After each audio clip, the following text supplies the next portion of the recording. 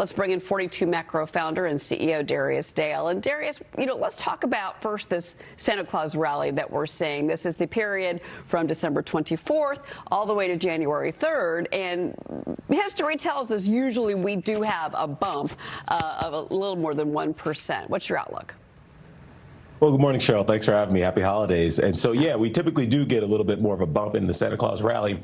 But what we need to be focused on as investors is not really this very narrow stretch of time between Santa Claus, between Christmas and New Year's. We need to be more focused on the medium-term drivers of asset markets. And the medium-term drivers of asset markets, at least to start the year, are still quite positive.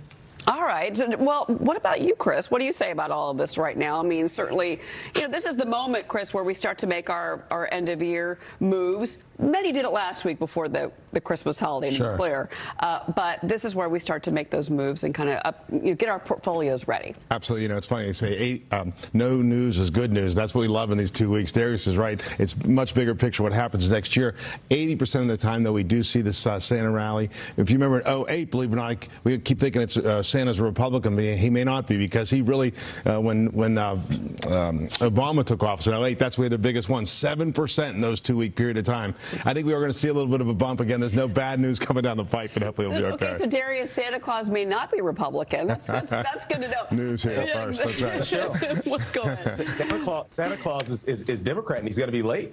We learned last week with the debt ceiling impasse is that the Democrats, the House Democrats and Congressional Democrats, rather, are going to weaponize the debt ceiling as negotiating leverage. And the reason this is important for asset markets is there's about $750 billion in the Treasury General account that's going to get spent down and find its way into asset markets over the first 3 to 4 months of 2025. Okay, so let's talk about, Darius, your outlook for 2025. I mean, certainly everyone's looking for that Trump bump. We've got a new administration coming in, and we've had a lot of people come on the show and talk about the financials, talk about, obviously, the energy industry.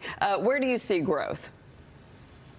Where do we see growth? Well, the broad indices, but right now we are in a risk-on market regime. Typically, risk-on market regimes, you're going to get favored. You get paid to take high beta cyclical exposure. So that's consumer discretionary, that's tech, that's financials, that's industrials. That's typically where you're going to get paid in a risk-on market regime that we generally expect to persist, for the next 3 to 4 or 5 months. Also, Darius, there's a piece in the Wall Street Journal this morning, and it's something that one of our guests brought up yesterday, and it's about the clean energy sector and the fact that because we have this incoming administration that's pro-AI, pro-crypto, that data centers are going to, which do, eat up a lot of energy, more so than I think most people realize, that those data centers are going to need all the power they can get. And that's actually going to help clean energy.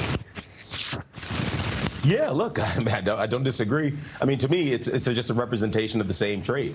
It's a high beta cyclical exposure. You want to be long high beta cyclicals when you're in a risk on market regime, of which we think can persist for the next 3 to 4 months. Now, what do you say to Beyond that, we're going to start to run into trouble. Okay, Joe Penny, what do you say to that? Well, Darius, to that point, right, obviously we're trying to figure out how we drive not just the global economy, but more importantly, the U.S. economy. You look at some of these opportunities with the data centers, I think they're undeniable, but the reality is that those data centers do require a substantial amount of power, right? ChatGPT on average requiring about 10 times more power than the Google searches of yesterday. And so as we look at it through that prism, trying to understand, are we going to have these data centers at home, or are people, again, going to chase the low energy costs abroad, and as such, put ourselves in a situation where that could not just have an impact on the infrastructure of our nation, but also our capacity to have that type of economic leadership? Yeah, well, I think it's a very important initiative. I think the issue for asset markets, particularly as we get further into 2025, is that we have a lot of very important initiatives going on, right? There's a lot of change coming down the pike from a fiscal and regulatory policy perspective. Some of it's likely to be very positive for asset markets in the economy. Others not so much, if you think about tariffs and potential tight border policy with respect to the labor market. So we all have, it's our job as investors to kind of understand the sequence and the scope and the size of these policy changes. And ultimately, the sequence is what's going to get you paid as an investor, or potentially cost you a lot of money. Let's take a look at yields this morning as we kind of look ahead to what the Fed policy may or may not be in 2025. Futures markets pricing in a 10% chance for a quarter-point cut in January. The bank has signaled fewer rate cuts than previously expected. Markets didn't like that, Darius. What do you say?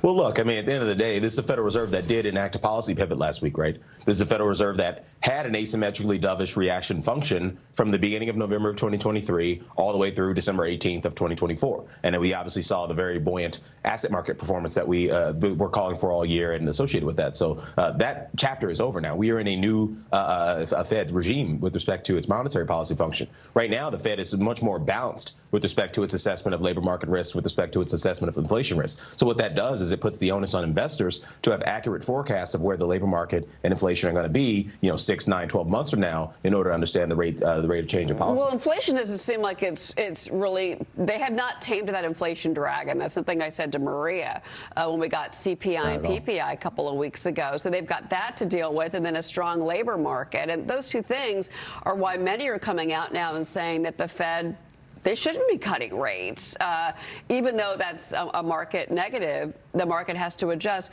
But that creates so many problems for the economy, Darius, because of auto loans, because of mortgages, et cetera. And so, I don't know, I think the Fed's in a tough position right now. Yeah, 100%. The Fed is absolutely in a tough position. I mean, any central bank is going to be in a tough position when you have growth slowing and inflation potentially accelerating, as our models are calling for throughout 2025. That's going to put the Fed in a bind and in a box, and they're no longer going to be able to support asset markets to the insanely dovish degree that they've been supporting asset markets over the past kind of 14 plus months. All right, Darius Dale, it's great to see you. Thanks for being here. Thank you. Thanks, Cheryl.